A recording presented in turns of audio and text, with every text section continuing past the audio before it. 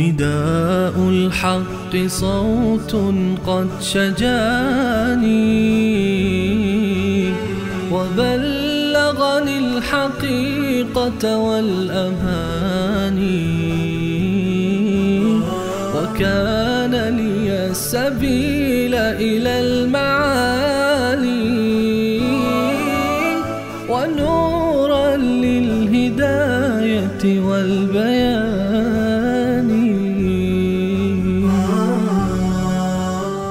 أعوذ بالله من الشيطان الرجيم. بسم الله الرحمن الرحيم.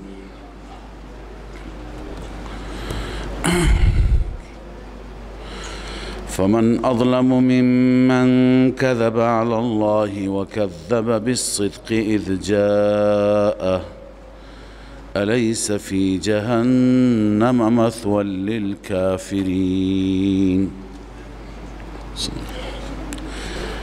تمام مطالب گذشته که ما خواندیم همه این مطالب قرآنی هستند.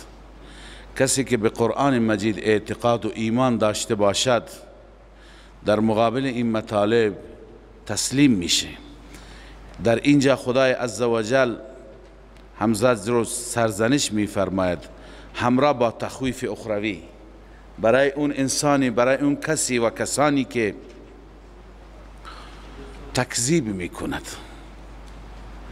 فمن اظلم ممن کذب علی الله، چه خودش بر خدا افترا میگوید، بر خدا دروغ میگوید. من کذب علی الله یعنی شرک میکند، خرافات میکند و نسبت به خدا میده، میگه خدا گفته. او کذب بالصدق اذ جاءه، یا اینکه صدق را، او کذب بالصدق القرآن، قرآن را و تمام شریعت را تکذیب میکند زمانی که قرآن پیشش آمده. این انسان جایگاهش کجاست؟ الله به وسیله استفهام الیس فی جهنم مثوى للکافرین که به معنای اثبات هست. آیا جهنم جایگاه، در جهنم مال کافرین نیست و در جهنم جایگاه کافرین نیست؟ چرا نیست؟ بله هست. چنین کافرینی که قرآن خدا را، کتاب خدا را انکار می کنند.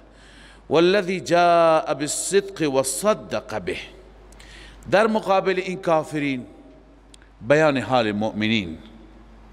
الله می فرماید آنانی که جاء بالصدق، اون کسی که صدق آورده. مراد از والذی جاء بالصدق رسول الله صلی الله علیه وسلم است. چنانچه می فرماید الموصول عبارت عن رسول الله صلی الله علیه وسلم. والذی جاء بالصدق کیه؟ رسول الله است. كما أخرجه ابن جرير وابن المنذر وابن أبي حاتم وابن مردوي وبيهقي إلى آخره. والذي جاء بالصدق، أما الذي رسول الله صدق چیه؟ وفسر ابن عباس الصدق بلا إله إلا الله، صدق را تفسیر کرده بلا اله الا الله، یعنی اون شخصیتی که توحید آورد، حامل پیام توحیدی است، حامل پیام لا اله الا الله است و صدق به و تصدیقش کرد. در ادامه همین آلوسی نوشته والمؤمنون داخلون بدلالت السیاق و حکم التبعیه. این والذی جاء چون بشارت برای رسول الله آمده، مؤمنین هم داخل هستند، چون مؤمنین به تبع رسول الله هم حامل توحیدند، هم دعوتگر به سوی توحید هستند و هم تصدیق کنندگان هستند. صفاتی که برای رسول الله بیان شده. لذا الله می فرماید اولئک هم المتقون، این نتیجه دنیوی هست. در دنیا اینا اسمشون است متقین، و در آخرت چه خبره؟ لهم ما یشاءون عند ربهم، این نتیجه اخروی هست. هرچی که بخوان نزد پروردگار برایشون هست. ذالک جزاء المحسنین، این جزای مخلصین است. بنده عرض کردم که محسنین دو معنا میتونه داشته باشه در قرآن مجید. محسنین به معنی نیکوکاران، کسانی که کار نیک میکنند، اما بیشتر در قرآن محسنین در مقابل منافقین استفاده شده. منافقین اونهایی که برای ریا میکنن، محسنین اونهایی که با اخلاص. پس مخلصین این هست پاداش نیک مخلصین. لیکفر الله عنهم اسوأ الذی عملوا، این نتیجه و حاصل عمل کردشون است. لام هم لام عاقبت است، یعنی نتیجه و عاقبت این خواهد شد که الله کفاره می فرماید از آنان اسوأ الذی. این اسوأ خالی از تفضیل است. در بسیاری از قرآن مجید، مواقع قرآن مجید اسم تفضیل ذکر شده خالی از معنی تفضیل. نه، معنیش این نیست که اسوأ را خدا کفاره میکنه، سو را کفاره نمیکنه، بدترین اعمال را کفاره میکنه اما اعمال بد را نمیکنه. نه، مطلقاً اعمال بدشون را الله کفاره میکند، یعنی محو میکند. الذی عملوا و یجزیهم اجرهم باحسن الذی کانوا یعملون، و الله پاداش میده. این احسن هم مثل همون پاداش میده اعمال نیکی که آنها انجام دادند. تمام اعمال نیکشون را الله عزوجل پاداش میده. الیس الله بکاف عبده، خدایی که چنین پاداش میده، آیا همین الله برای بندگانش کافی نیست؟ بندگان خدا را دارند پشت سر خودشون و با این روش رضایت مولا دارند، کافی نیست برایشون؟ و یخوفونک بالذین من دونه، و اما آنان بکاف عبده، عبده بعضی بنده خاص یعنی رسول الله صلی الله علیه وسلم. و یخوفونک بالذین من دونه، شما را می ترسانند از اون معبودانی که غیر از خدا معبود گرفتند. یقولون انک لتعیبها و یصیبک بسوء، میگویند شما اونها را بد و بیراه گفتید، اونها به شما آسیب میرسانند، شما را ضرر میدهند. الله میفرماید که اصل اینا گمراهند. دلیل اصلی و من یضلل الله فما له من هاد، هر کسی را که الله گمراه کند نیست برای او هیچ هدایتگری، هیچ کسی که راهنماییش بکند. اینا گمراهند که از هر چوب و از هر سنگ و از هر چی میترسند، و شما را هم میترسانند که بترسید، این خدایان خطرناکند. و من یهد الله فما له من مضل، هر کسی را که الله هدایت کند نیست برای او هیچ گمراه کننده. الیس الله بعزیز ذی انتقام، آیا الله نیست چرا هست غالب صاحب انتقام. به عزیز بالقوه هست، انتقام بالفعل است. عزیز اونه که در آینده میتونه انتقام بگیره، انتقام همونه که عملا میگیرد. ولئن سألتهم، حال دلائل عقلی، دلیل عقلی على سبیل الاعتراف من الخصم که گفتیم در این سوره بیشتر دلائل عقلی هستند. ولئن سألتهم، اگر از آنان بپرسیم من خلق السماوات والارض، چه ذاتی چه هستی آفرید آسمان ها و زمین را، لیقولن الله، حتما خواهند گفت الله. ببینید خدای عزوجل در هر جای قرآن مجید از خالقیت استدلال میگیره برای اثبات معبودیت.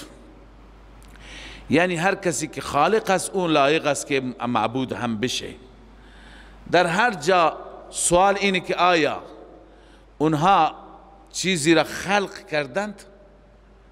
الله میفرماید حتی مگسی نمیتونه خلق بکنه. ان الذين تدعون من دون الله لن يخلقوا ذبابا ولو اجتمعوا له، پس وقتی یک مگس نمیتونن خلق بکنند، ام خلقوا من غیر شیء ام هم الخالقون، پس خالق وقتی نیستن پس معبود هم نمیتونن باشن. الله میفرماید قل افرأیتم، این نتیجه دلائل، قل افرأیتم ای اخبرونی، به من بگید، ما تدعون من دون الله، آنچه که شما عبادت میکنی غیر از الله، معبودان باطلتان، ان ارادنی الله بضر، اگر خدا به من نسبت به من اراده آسیب بکند، نسبت به من اراده ضرر بکند، هل هن کاشفات ضره، آیا این معبودان شما دور میکنن ضرر الهی را؟ میتونند. یا برعکس، او ارادنی برحمت، یا الله نسبت به من اراده رحمت و برکت بکند، هل هن ممسکات رحمت، آیا معبودان شما میتونند جلوگیری رحمت خدا بکنند؟ کاری از دستشون بر نمیاد، نه نفع به دست اونهاست نه ضرر به دست هیچ که نیست. حتی به پیغمبر خودش الله عزوجل میفرماید پیغمبر تو هم اعلام کن، قل لا املک لنفسی نفعا ولا ضرا الا ما شاء الله، من حتی برای خودم نمیتونم نفع و ضرر کسب بکنم مگر آنچه که الله بخواد. پیغمبر خدا صلی الله علیه وسلم چندین جا برای نفع میره ضرر میکنه. طائف رفته که مردم مکه گوش نمی کنند، شاید اهل طائف گوش کنند، اونجا چقدر آن حضرت صلی الله علیه وسلم را اذیت می کنند، با سنگ و سنگباران او را بدرقه می کنند. پس من مالک نفع و ضرر خودم نیستم. قل حسبی الله، این نتیجه. پس وقتی همه چیز به دست الله است، الله مرا کافی است. بنویسید در مهمات دارین، در مهمات هر دو دنیا فقط خدا کافی است نه غیر خدا. علیه یتوکل المتوکلون، باز هم علی حرف جر متعلق مقدم شده و این تقدیم فایده چی میده؟ حصر، یعنی فقط بر او باید توکل بکنند توکل کنندگان. اما پاسخ آخر برای معاندین، قل یا قوم، ای قوم اعملوا علی مکانتکم، شما سر جایتون عمل بکنید به همون روش خودتون، انی عامل، منم سر جای خودم عمل میکنم بر روش خودم، فسوف تعلمون، ان قریب، این تخویف اخروی هم است، ان قریب شما میدانید، من یأتیه عذاب یخزی، چه کسی است که پیش او عذاب رسوا کننده میاد، و یحل علیه عذاب مقیم، و میدانید چه کسی بر او عذاب دائمی فرود میاد، عذاب ابدی و سرمدی بر او فرود میاد. در قیامت معلوم میشه اهل شرک یا اهل ایمان.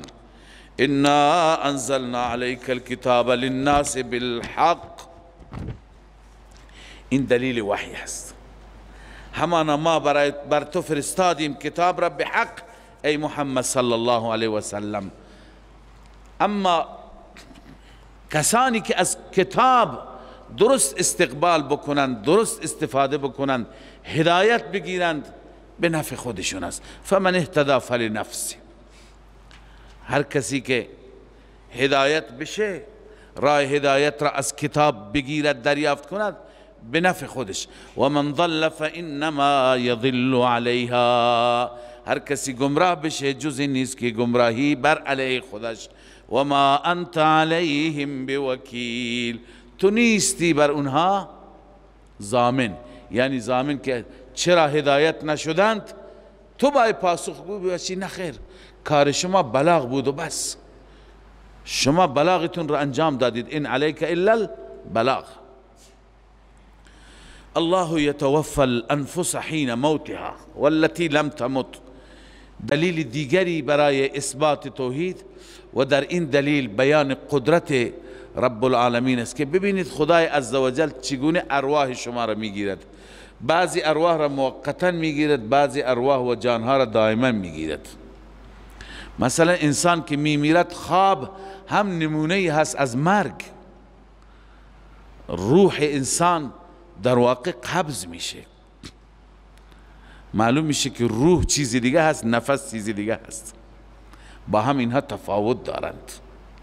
یسألونک عن الروح قل الروح من امر ربی. روح گاهی در خواب هم میره، پرواز میکنه، جاهای سیر میکنه، گاهی انسان بیادش هست کجا رفته، گاهی بیادش نیست.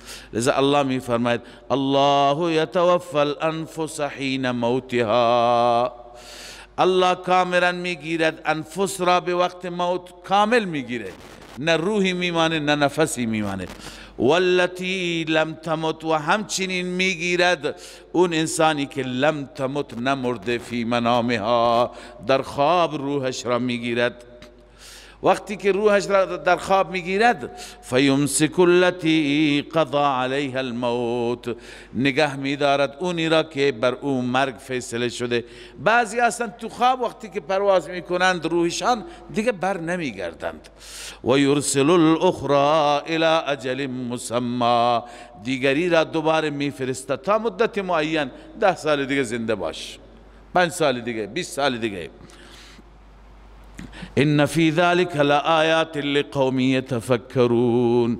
در همه اینها، یعنی در مجموعه این تصرفات، یکی روحش را برای همیشه میگیره، یکی موقت میگیره، باز میفرسته، باز میگیره، این آیات و نشاناتی است برای کس اهل تفکر، اهل تدبر، کسانی که بیاندیشند، به حقیقت پی میبرند.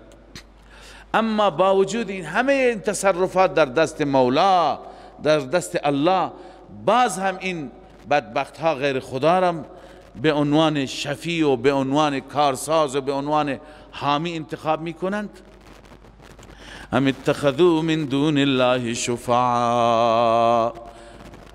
قبلا شفاعت را 3 قسم کردیم، بیشتر که رد هست شفاعت وجاهت و قهری یا شفاعت محبت. شفاعت بالاذن که از قرآن ثابته، اون خود خدا اجازه میده. ام اتخذوا من دون الله شفعاء، آیا آنها بغیر از الله دیگران را شفیع و سفارشی گرفتند؟ قل اولو کانوا لا یملکون شیئا ولا یعقلون. قل اولو کانوا، همزه استفهام است، بعد از همزه استفهام معمولا افعال مقدر است، اینجا هم فعل مقدر است. قل یعنی ایتخذونهم شفعاء ایتبعونهم، آیا از اونها پیروی میکنند، اونها را به عنوان شفیع گرفتند، در حالی که ولو کانوا لا یملکون شیئا ولا یعقلون، گرچه اونها نه قدرت دارن نه علم. لا یملکون شیئا، مالک هیچ چی نیستن، یعنی قدرت ندارن. ولا یعقلون، اونا حتی درک نمی کنند، متوجه نیستن این از دارن صداشون میزنند. و یوم القیامت یکفرون بشرککم، روز قیامت همین ها انکار میکنه، میگه کجا شما ما را صدا کردیم، ما که نشنیدیم، ما خبر نداشتیم. پس نه اونها متوجه هستند، علمش را دارند، یعقل اینجا به معنی فهمیدن علم، و نه قدرت را دارند. قل لله الشفاعة جمیعا، بگو تمام اختیارات شفاعت هم مال خداست، شفاعت بالاذن است. روز قیامت خدای عزوجل بعضی از بندگانش را اعزاز می فرماید، انبیا را، اولیاء را، شهدا را، صالحین را، علما را، مؤمنین را، حتی عموم مؤمنین. حدیث براتون خواندم که آخر بعد از اینکه مؤمنین درباره رفقایشون، دوستایشون که در جهنم افتادند میگن خدایا اینا در دنیا با ما بودند، در کنار ما بودن، نماز میخواندن، روزه میگرفتن، اما بنابر اشتباهات الان تو جهنم هستن. خدای عزوجل میفرماید الان که شما سفارش میکنید، برید هر کسی را که میشناسید، این حدیث صحیح مسلم است، هر کسی را که میشناسید بیرون کنید با این اوصاف که شما میدونید. اینها میرند تمام کسانی که میشناسند از اهل ایمان، از جهنم دستشون را میگیرن میارن بیرون. خداوند بعدا میفرماید راضی شدید؟ میگه بله خدای راضی شدیم.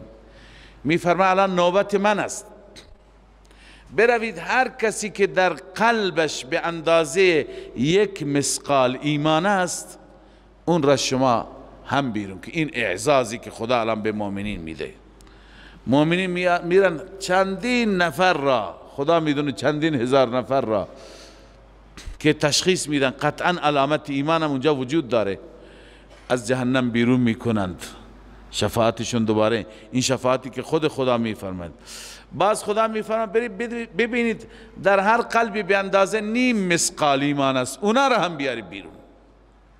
میرن کسانی که نیم مثقال ایمان دارند هم اونها را شفاعت میکنن. پس قل لله شفاعت جمیعا، شفاعت در اختیار الله است، در اختیار این خدایان دروغین نیست که شما میگی اینها قدرت دارن میتونن جلوی خدا را علیاذ بالله بگیرن، جلوی ضررهای و آسیبهای ما را بگیرن.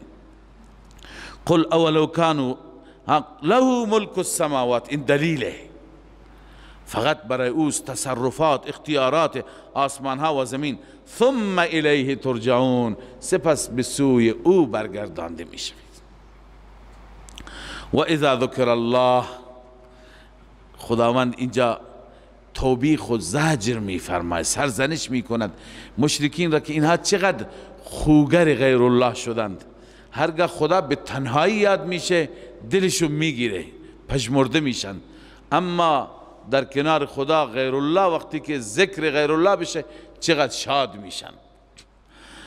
الله می فرماید و اذا ذکر الله وحده، هرگاه الله یاد بشه به تنهایی، بگیم فقط خدا، اشمئزت قلوب الذین لا یؤمنون بالآخرة. اشمئزت به معنی منقبض شدن، منقبض میشه، گرفته میشه و متنفر میشه. همچنین دل کسانی که ایمان به آخرت ندارند، مشرکین ایمان به آخرت ندارند. اکثر مشرکین دنیا در زمانهای گذشته، در زمان انبیا، یک انکارشون توحید بود، یکی قیامت بود.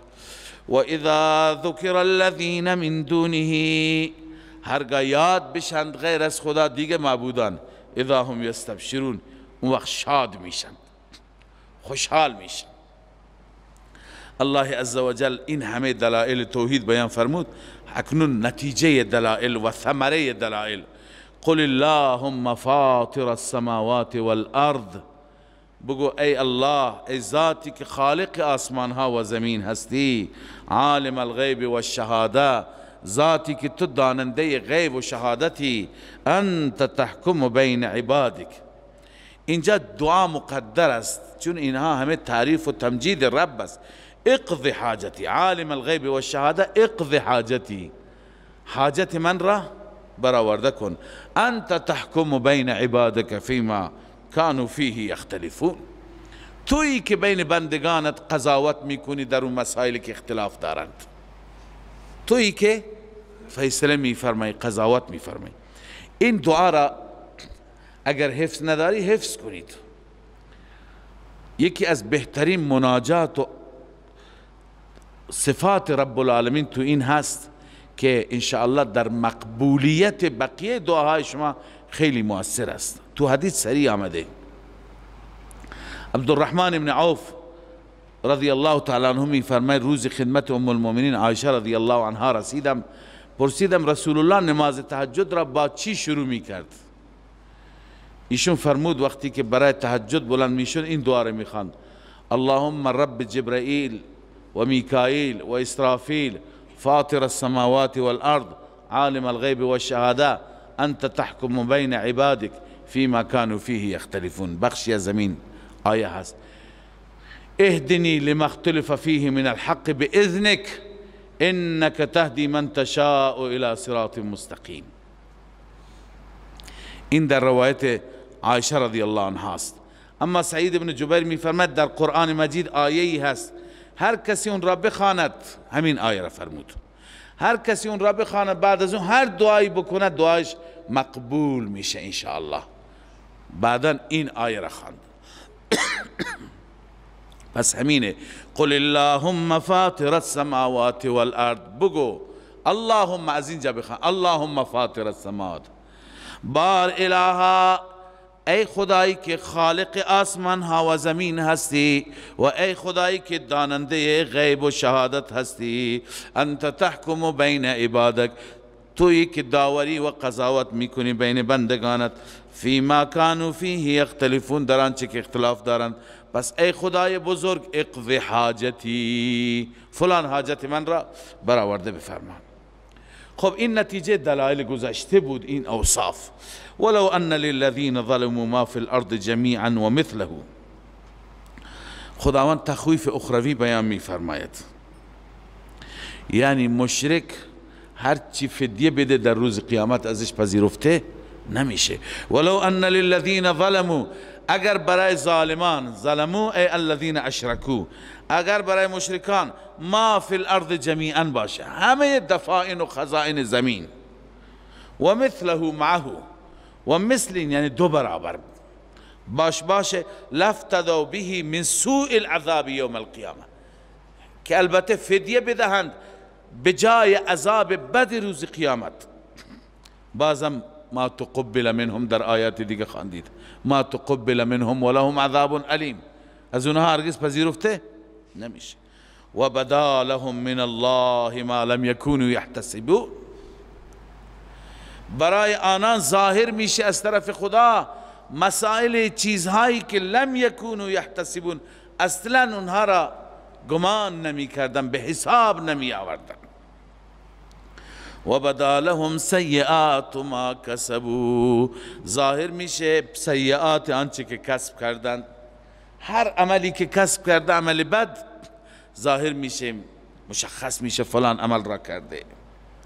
و حق بهم ما كانوا به یستهزئون، فرود میاد، نزول میکنه بر اونها آنچه که اونها مسخره میکردن. فاذا مس الانسان ضر دعانا، بازم توبیخ، زجر، سرزنش بر انسان شاکر ناسپاس.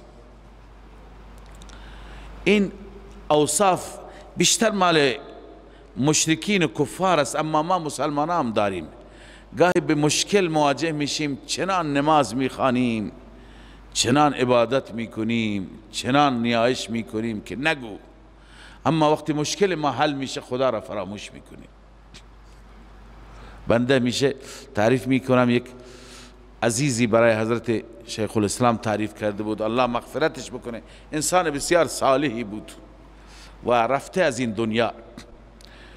شیخ میفرماند، میگفت که من یه وقتی در زندان به صورت اشتباهی حکم اعدام براش صادر شده بود، بعدا اعدام نشد، معلوم شد بیگناه است. میگه در انتظار اعدام من هر روز که نماز میخواندم، چنان نمازی میخواندم که بعد از اون که آزاد شدم دیگه نتونستم مثل اون نماز بخونم. حتی حرمین رفتم، هر کاری کردم همون نماز را بخوانم با اون حضور قلب، با اون خشوع، میگه نتونستم. انسان همینه، وقتی که به مشکل گرفتار میشه خوب الله را عبادت میکنه، اما انسان وقتی که از اون حالت، از اون مخمسه در بیاد فراموشکاره. کاش انسان بازم تکلف میکرد، سعی میکرد، ولی اکثرا خدا فراموش. الله می فرماید فاذا مس الانسان ضر دعانا، هرگاه به انسان آسیبی برسد ما را فرا میخواند. ثم اذا خولناه نعمتا منا، سپس هرگاه ما بهش عطا کنیم نعمتی از جانب ما، اینقدر مغرور میشه، گویا دیروز مشکلی نداشت. قال انما اوتیته علی علم، این نعمت به من داده شده بر اساس علمی که من داشتم. تدبیر تانوی رحمه الله گفته، تدبیر و زرنگی که من داشتم، برنامه‌ریزی خوبی که من کردم، غافل از این که خدا به داده. بل هی فتنة، الله میفهمه بلکه این امتحانی هست، ولكن اکثرهم لا یعلمون، اما اکثر مردم نمیدانند که چگونه در امتحانات الهی واقع میشوند. بله، قد قالها الذين من قبلهم، عیناً همین جمله را گفتند کسانی که قبل از اینها بودند. کی بود این جمله آشناست؟ این جمله کیه؟ انما اوتیتو علی علم. قارون را گفتن که خب در راه خدا مالت را خرج کن. قال انما اوتیتو علی علم عندی، این مال را من با مهارت و علمی که داشتم، زرنگی که داشتم به دست آوردم. الله می فرماید، به قارون اشاره می کند، قد قالها الذین من قبلهم، همین جمله را گفتن کسانی که قبل از اینها بودن. فما اغنى عنهم ما كانوا یکسبون، کسبشان عمل کردشان به آنان هیچ سودی نبخشید، دفع نکرد از اونها عذاب را. به این معنی عذاب را از اونها دفع دور نکرد. فاصابهم سیئات ما کسبوا، به آنان رسید جزای بد آنچه که کسب کردند. سیئات همون جزای بد است. والذین ظلموا، الان این مشرکین مکه از اونها بهتر نیستند، اینها مگر مثل اونها عمل بکنند به همون خواهد بود. الله می فرماید والذین ظلموا من هؤلاء، آنانی که ظلم کردند از اینها، یعنی از مشرکین مکه، سیصیبهم سیئات ما کسبوا، ان قریب جزای آنچه که کسب کردند، جزای بدش به آنان میرسد. و ما هم بمعجزین، اینها عاجز کنندگان خدا نیستند که در برند، فرار بکنند، مخفی بشند. نه، الله اینها را، الله عالم الغیب است، اینها را میارد در میدان محشر. اولم یعلموا ان الله یبسط الرزق لمن یشاء و یقدر. دلیل دیگری که در این دلیل هم بیان قدرت رب هست و هم بیان این است که ملاک برتری انسان بر مال نیست، تقسیم مال بر اساس حکمتی است که الله در نظر گرفته. آیا اینها نمیدانند که الله فراخ میکند رزق را برای هر کسی که بخواهد و یقدر تنگ میکند. ان فی ذلک لآیات لقوم یؤمنون، همانا در این آیات و نشانات است برای قومی که ایمان داشته باشند. قل یا عباد الذین اسرفوا علی انفسهم لا تقنطوا من رحمت الله. این بازم ترغیب به سوی توحید است. شاید برای شما این تعجب باشد که هر مسئله را با توحید ربط میدیم. کجا این درباره توحید؟ درباره گناهان است، ولی وقتی که شأن نزولش را نگاه میکنیم میبینیم درباره توحید است.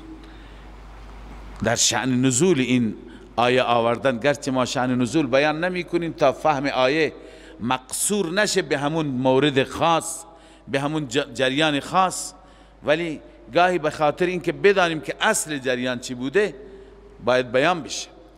مشرکین مکه یه روزی گفتند، تو روایت ها می آید، یه روزی گفتند که محمد ما را میگه ایمان بیاورید. از یک طرف میگه که هر کسی انسان کشته بخشیده نمیشه، هر کسی زنا کرده بخشیده نمیشه، هر کسی شرک بکنه بخشیده نمیشه. باز به ما میگه ایمان بیاورید. خب ما که امکان نداره بخشیده بشیم. الله میفرماید که شما به سوی خدا بیایید، توبه بکنید، ناامید نباشید، هر چی گناه داری بخشیده میشه، فقط بیایید ایمان بیارید، از شرک دست بکشید. قل یا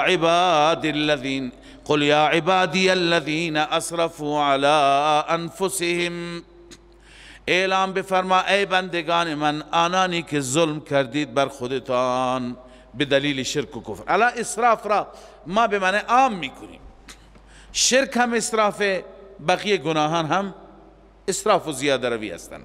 لا تقنطوا من رحمت الله، از رحمت های الهی ناامید نباشید. ان الله یغفر الذنوب جمیعا، همانا الله مغفرت می فرماید گناهان را همگی به برکت اسلام و ایمان. انه هو الغفور الرحیم، همانا آن ذات بخشاینده و مهربان است. و انیبوا الی ربکم و اسلموا له، شما انابت کنید یعنی رجوع کنید به سوی ربتان، از کفر و شرک برگردید، بیایید به سوی ربتان. و اسلموا له من قبل، تسلیم بشید برای پروردگار، من قبل ان یأتیکم العذاب، قبل از اینکه عذاب بیاید، قبل از اون برگردید، بازگشت داشته باشید. ثم لا تنصرون، سپس شما یاری نمی شوید. نفی شفاعت قهری، شما یاری نمی شوید بعد از اینکه عذاب آمد، لذا بهتر قبل از اون شما برگردید. واتبعوا احسن ما انزل الیکم من ربکم من قبل ان یأتیکم العذاب بغتة، شما پیروی کنید، دنبال کنید بهترین آن مطالبی که نازل شده به سوی شما از جانب رب قبل از اینکه عذابتون بیاد ناگهان و انتم لا تشعرون، شما اصلا متوجه نباشید که چطور عذاب آمد. لذا خدای عزوجل میفرماید قبل از سختی، قبل از مرحله سخت ایمان بیاورید. ان تقول نفس یا حسرت، این تخویف اخروی هست. این نباشد که اینکه بگوید نفسی، کسی، یا حسرت علی ما فرطت فی جنب الله، ای افسوس، ای حسرت بر آن کوتاهی که من کوتاهی کردم در رابطه با الله، در جانب الله. و این کنت لمن الساخرین، این مخففه من المثقله، همانا من از مسخره کنندگان بودم. اینطور نباشد فردا این پشیمان بشی. او تقول لو ان الله هدانی لکنت من المتقین، یا که بگویید که اگر خدا مرا هدایت میکرد در دنیا من از متقیان میشدم.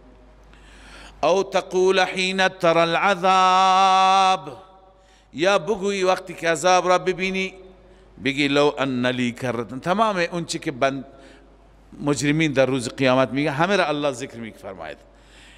یا اینکه بگی وقتی که عذاب را دیدی لو ان لی کرتن، اگر برای من بازگشتی باشه یک بار دیگه فقط برگردم، فاکون من المحسنین، من از بندگان مخلص خدا میشم، دیگه شرک نمی کنم، با انجام نیکی ها مخلص میشم. الله میفرماید این فرصت هایی که تو تمنا میکنی همه فرصت ها به داده شد، چرا استفاده نکردی؟ بلا قد جاءتک آیاتی، بله ای بنده همانا آمد پیش تو آیات من، یعنی آیات قرآن، فکذبت بها واستکبرت، تو تکذیب کردی آیات را و تکبر کردی، و کنت من الکافرین، از کافران شدی، از کافران گشتی. تکذیب آیات کفر میکن، به کفر میرساند. و یوم القیامت ترى الذین، اینا دیگه تخویف هستن، وعید هستن. روز قیامت میبینی آنانی را که کذبوا علی الله، بر خدا دروغ گفتند. چطور؟ به نسبت الولد و الشریک لله، جلالین گفته دروغ بر خدا اینه که برای خدا فرزندی ثابت کردن، دختری ثابت کردن یا شریکی ثابت کردن. الله می فرماید آنها را می بینی که وجوههم مسوده، چهره هایشون سیاه است. یوم تبیض وجوه و تسود وجوه، چهره هایشون سیاه است. الیس فی جهنم مثوى للمتکبرین، آیا جهنم جایگاه چنین متکبرین نیست؟ چرا هست. این مشرکین و کافرین، این متکبرین در جهنم میافتند. و ینجی الله الذین اتقوا بمفازتهم، الله عزوجل این بشارت است، الله نجات میدهد کسانی را که از شرک و کفر دوری کردن. اتقوا عن الشرک و الکفر، بمفازتهم، همراه با فوز و کامیابی اونها. لا یمسهم السوء، کوچکترین سوئی، کوچکترین بدی به اونها نمیرسه. ولا هم یحزنون، اونها غمگین هم نخواهند شد.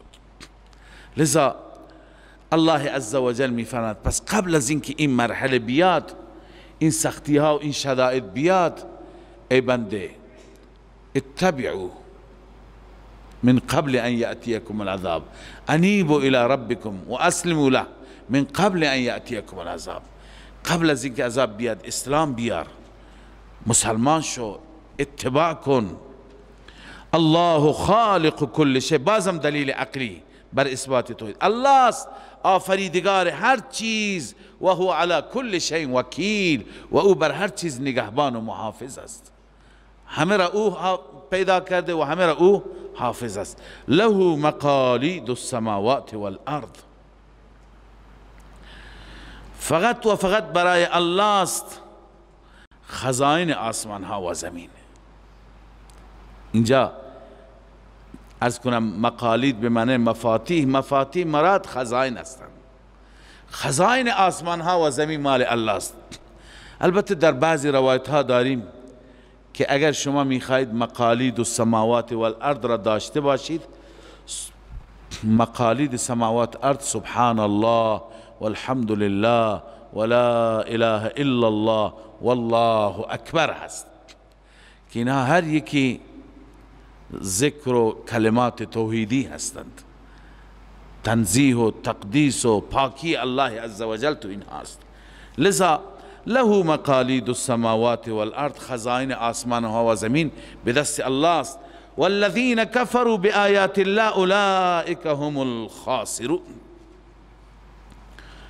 آنانی که کفر میکنن به آیات خدا، چه آیات تکوینی چه آیات تشریعی، چه از اون آیات کون که توحید خدا اثبات میشه، چه آیات تشریعی که خود خدا در کلامش فرموده، اینها زیانکارترین انسان هستند. قل افغیر الله تأمرونی اعبد ایها الجاهلون، این اعاده مدعا هست اما به صورت زجر و توبیخ.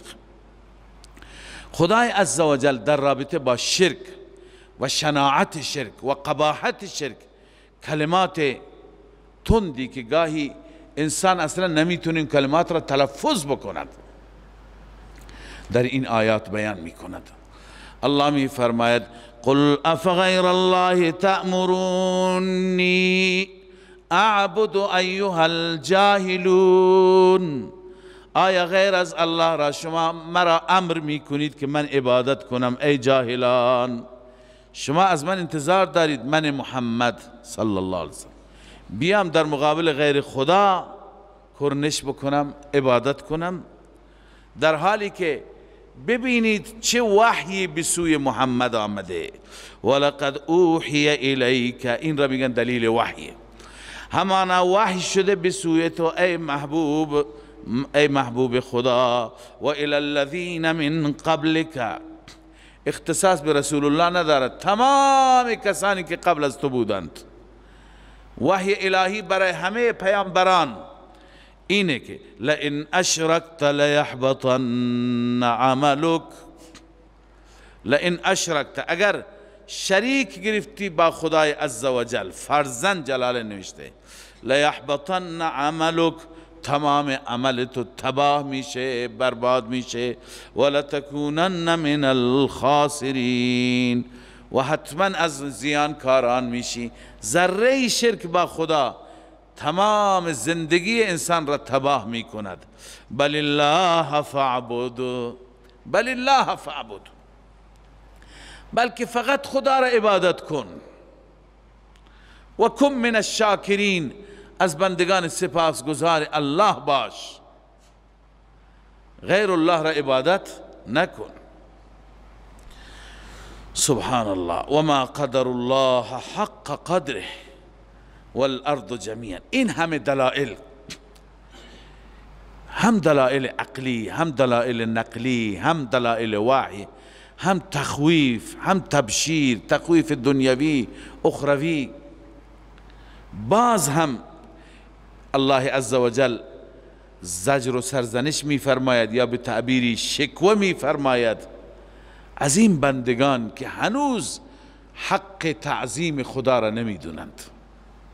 و ما قدر الله حق قدره، ای و ما عظم الله حق عظمته، اینها خدا را تعظیم نکردند، حق عظمت خدا، خدا را قدردانی نکردند، در حالی که قدرت خدا را ببین.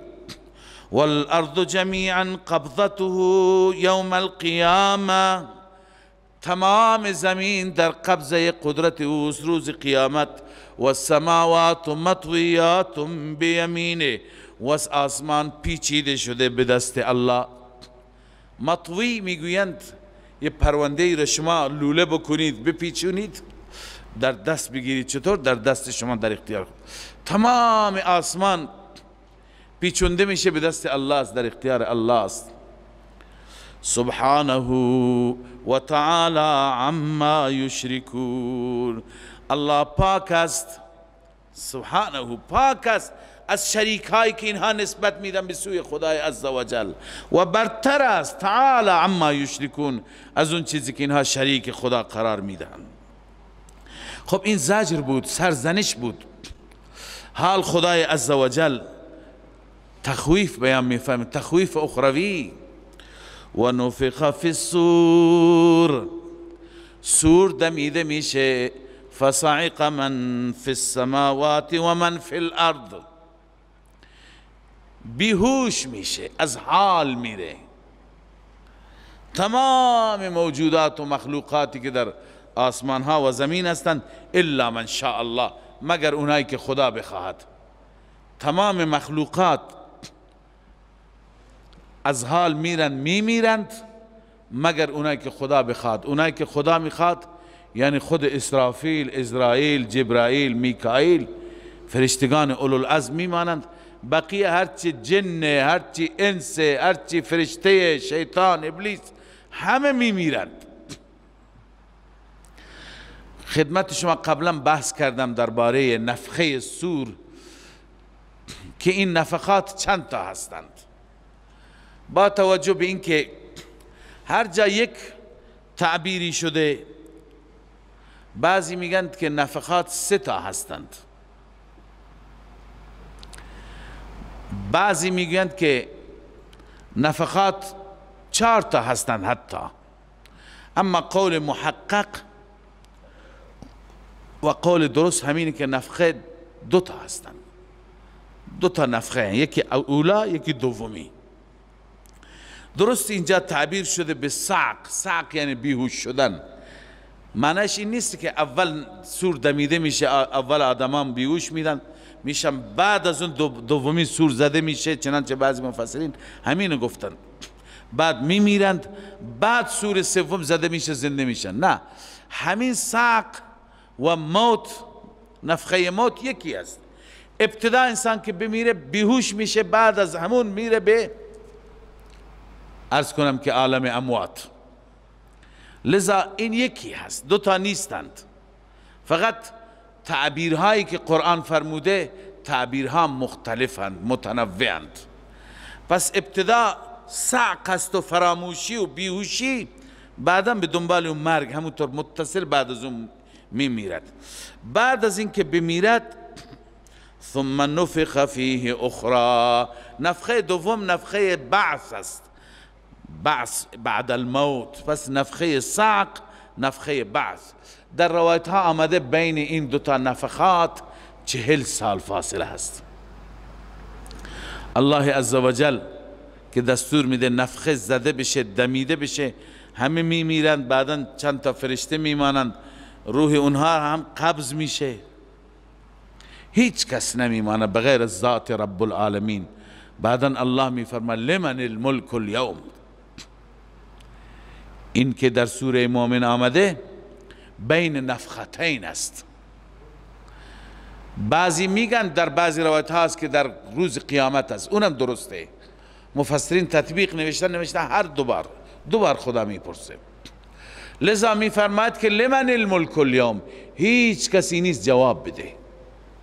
الله خودش میگه لله الواحد القهار. بنابراین این نفخه اولاست. ثم نفخ فیه اخرى، سپس بار دوم نفخه دمیده میشه، زده میشه. فاذا هم قیام ینظرون، در این هنگام میبینی مردم همه قیام کردند و نگاه میکنن، حیران اینجا کجاست؟ میدان حشر دیگه، محشره. همه از قبرها بلند شدن. و اشرقت الارض بنور ربها، دیگه خورشیدی نیست. نه، بعضی همین سوال میکنن اذا الشمس کورت، وقتی که خورشید پیچونده میشه نور از کجا؟ الله میفرماید و اشرقت الارض بنور ربها، زمین تمام روشن میشه با نور ربش.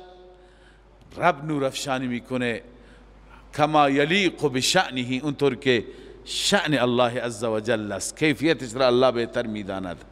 از مغیبات هست که ما ایمان بهش داریم ندیدیم. و وضع الکتاب، الله می فرماید ترازو گذاشته میشه، یا نامه اعمال و پرونده های همه انسان ها. و جیء بالنبیین، و انبیا آورده میشوند. انبیا بیایید، و شهدا و همه شهدا. شهدا یا گواهان، چون که فرشتگان هم شهید هستند، نه؟ روز قیامت فرشتگان میان شهادت میدن. در سوره قاف شما خواندید قال قرینه هذا ما لدی عتید، خدای این پروندهش آماده است، من نوشتم، پروندهش را تکمیل کردم. هر چی که در زندگی داشته گواهی میده. و قضی بینهم بالحق، به حق فیصله میشه، ظلم نمیشه بر هیچ کسی. هر کسی هر کاری کرده فیلمش بهش نشون داده میشه. و هم لا یظلمون، بر این انسان ها ستمی صورت نمیگیرد. و وفیت کل نفس ما عملت، به صورت کامل داده میشه به هر نفسی آنچه که عمل کرده، به جزای عملش و به کیفر عملش میرسد. و هو اعلم بما یفعلون، آن ذات بهتر میداند که بندگانش چه کردند. نسبت به اعمال بندگان، عمل کرده بندگان، او بهتر خبر دارد. بالاخره بندگان دو گروه میشوند، دو زمر میشوند. این سوره را به همین خاطر زمر میگویند، به معنی گروه بندی میشه. گروه اول وسیق الذین کفروا الی جهنم زمرا، سوق داده میشوند، برده میشوند آنانی که کفر کردند به سوی جهنم. زمرن یعنی گروه، دسته میکنند اونها را به سوی جهنم میبرند. حتی اذا جاءوها فتحت ابوابها، حتی وقتی که اینها به اون جهنم میآیند و بر ورودی جهنم قرار میگیرند، فتحت ابوابها، درهای جهنم کشوده میشه، درهای جهنم را باز میکنند. خزنه داروغه ها و قال لهم خزنتها، زجر روحی هم میدن این جهنمی‌ها را. خزنه میپرسن شما چرا؟ مگر پیش شما رسول خدا نیامد؟ شما را از این روز انذار نکردند، نترسوندند؟ و قال لهم خزنتها الم یأتکم رسل منکم، آیا از وجود خود شما، از میان خود شما انسان ها رسول نیامد که یتلون علیکم آیات ربکم، بر شما بخوانند آیات ربتان را، و ینذرونکم لقاء یومکم هذا، و شما را بیم بدهند، بترسانند از ملاقات این روز. مگه نیامدند؟ قالوا بلا، اونا میگن چرا نه، آمدند.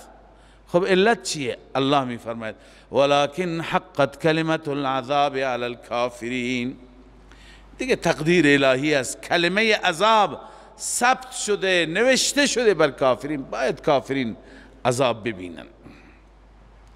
قیل ادخلوا ابواب جهنم، به این مجرمان گفته میشه وارد بشید، وارد درهای جهنم. خالدین فیها، برای همیشه در این جهنم میمانید. فبئس مثوى المتکبرین، جایگاه این نوع متکبرین که در دنیا ابا کردن، تکبر کردن از سجده خالصانه رب، جایگاه بسیار بدی هست. خب این گروه اول است، اهل کفر، اهل شرک، اهل نفاق. وسیق الذین اتقوا ربهم، الله می فرماید سوق داده می شوند، برده می شوند آن انسان هایی که اتقوا ربهم، از ربشان ترسیدند. ای اتقوا عن الشرک والکفر والمعاصی، از همه گناهان، شرک، کفر، معاصی، از اینها دوری کردن، از رب ترسیدند. اینها سوق داده می شوند، برده می شوند الی الجنت زمرا، به سوی بهشت گروه برده می شوند، دسته برده می شوند. حتی اذا جاءوها و فتحت ابوابها، حتی وقتی که می آیند به اون بهشت، در حالی که و فتحت ابوابها، درهایش از قبل گشوده شده.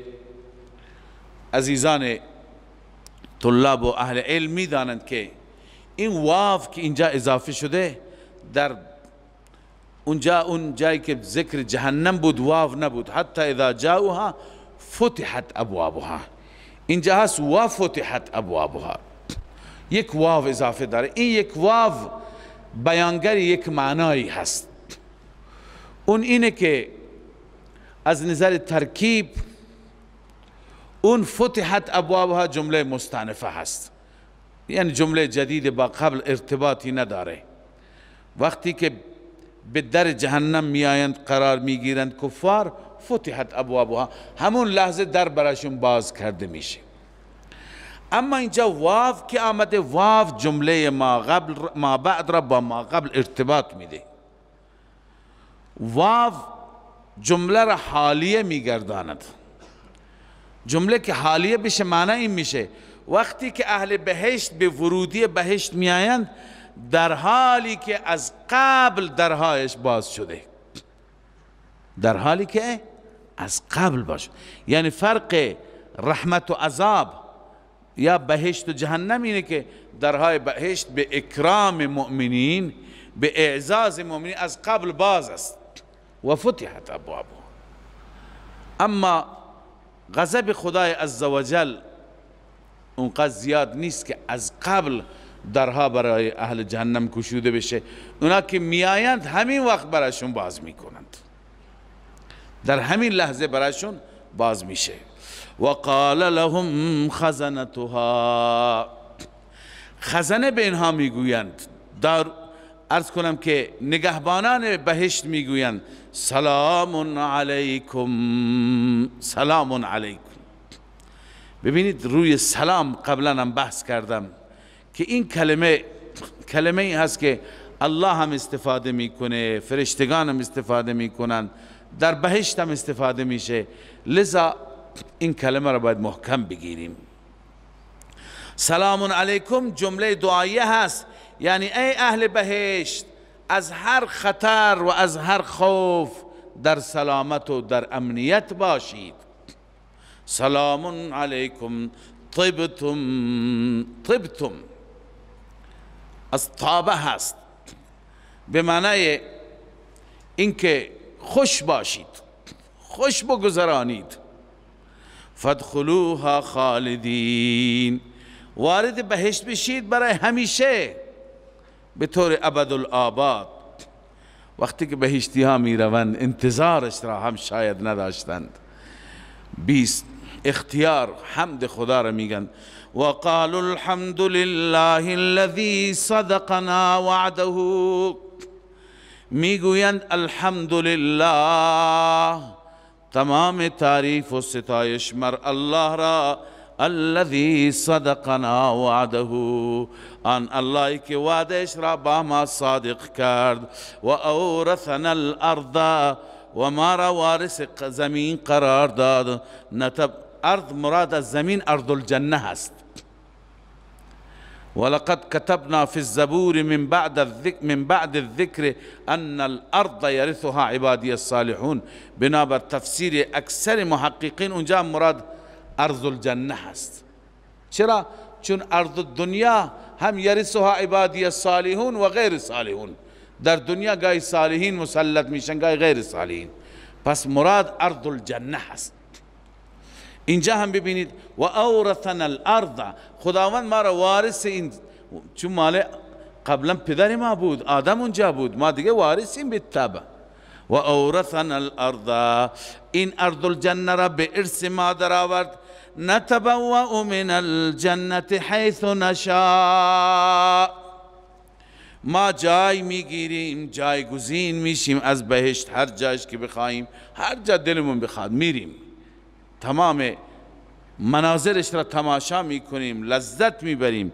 فنعم اجر العاملین، چه زیباست اجر عاملین، عمل کنندگان. و ترى الملائکة حافین من حول العرش، سبحان الله، ملائکه در اون روز هم مشغول تسبیح و یاد الله عزوجل. میبینی ملائکه را که حافین من حول العرش، اطراف عرش را احاطه کردن، یسبحون بحمد ربهم، اونها حمد و تسبیح پروردگار را میگویند و اهل بهشت را نظاره‌گر هستند. و قضی بینهم بالحق، به حق بین آنان فیصله میشه. اهل بهشت به حق به بهشت میروند.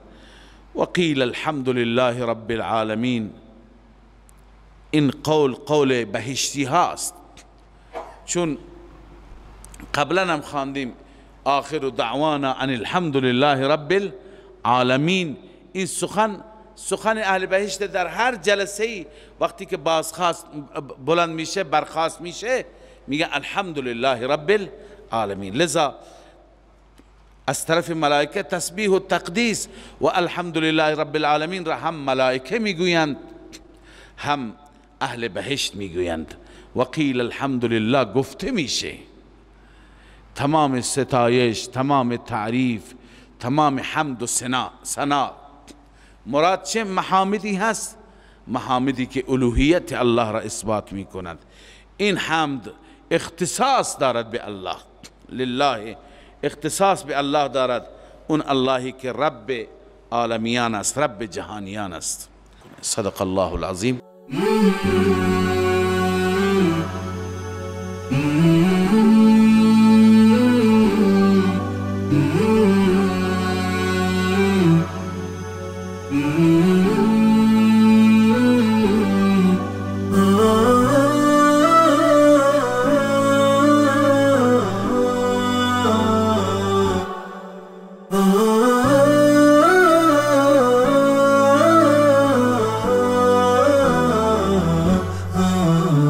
نداء الحق صوت قد شجاني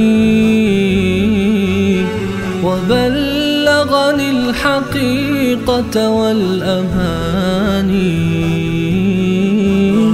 وكان لي السبيل إلى المعالي ونورا للهداية والبيان.